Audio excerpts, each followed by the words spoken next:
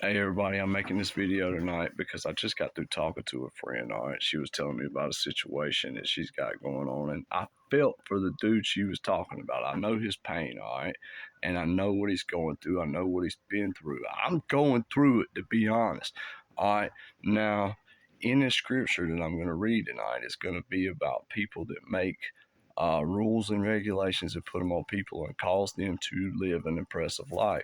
All right, it's coming from Isaiah chapter 10, but I want you guys to hear the end of this because I'm going to explain to you how this right here is fixing to blow up in everybody's face, okay? And I'm going to tell you what you could do to help the situation, all right?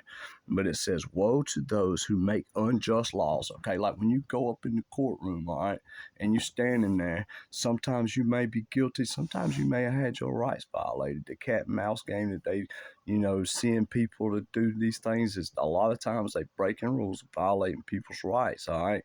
And then these people have public pretenders, public, lawyers that have 500 or 600, 700 people on their caseload, and they don't really give them any kind of help, and they allow things that shouldn't happen, okay? So here they are, and they put you on these probations, like in my situation, okay? I'm going to just go from, this is me, all right? They gave me 15 years, and then they banished me from the area that I live. Not only the area that I live, but the surrounding counties. Okay, now I told them, I said, this is going to, really affect my life. I don't have family, really. You're going to put me out there. And they did it. I'm going to say this. When I said I couldn't do it, the daggone DA looked me. I hope I'm free of retribution. I trust God on this. But the DA looked me in the face, looked at the judge, said, can I tell him what we're going to do if he don't take this offer, okay? And she said, go ahead. And he looked at me and he said, if you don't take this daggone offer, we're going to send you back to the dorm. We ain't going to give you another chance, and we're going to take you to trial and try to seek the max, which is 30 years, for a case now where they set me up. They did some real nasty stuff to catch me with a very, very tiny amount of, drugs back in the day. Okay, now, God, everybody has a purpose, and my ministry deals with prisoners. Okay, somebody had to do it. Nobody has the right to judge me. Okay, I know I'm here for a purpose and for a reason. With that being said, okay, they did me dirty, man. They had the whole thing. If you really knew the truth about the whole strategy that they did with me, okay, they put a case on me before that, about 3 months prior. All right, 3 months prior to that, they put a case on me that wasn't even a daggum case. I seen the evidence, and it wasn't nothing other than somebody coming up and saying something to me. And they put a daggum cell case on me. All right. Now, the reason they did that, because I wasn't on probation and I would have to bond out. So then when they set me up the next time, which was really nasty, they could hold me with no bond. And that's what they did. They held me with no friggin' bond for almost a year. All right. And then when I got in there, they said 15 years in banishment, all right, for something that shouldn't get but only 3 years. For the amount that I got caught with, it should have been no more than 3 years, okay?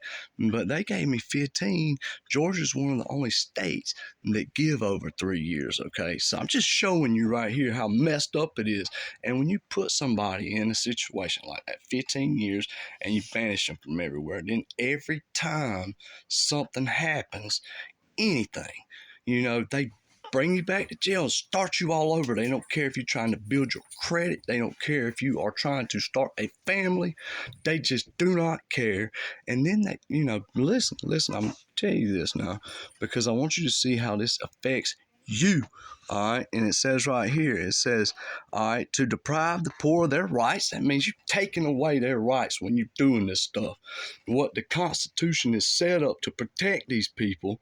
All right. And you are doing them like this. You're taking away their rights. All right. You're making them slaves, basically.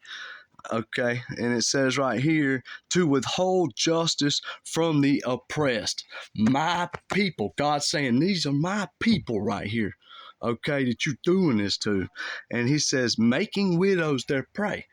All right, now, think about this now. When people get out of jail and they broke, busted, and disgusted. They done been tore down out of every job that they've had, every woman that comes across them or man that comes across them, and they think they might want to do something with them, and the probation officers and stuff like that keep throwing them in jail and getting them back out. They ain't got nothing. Guess what? They go and overcharge some widow. But let me say this, that's not even what you got to worry about, them overcharging the widows, because let me tell you something.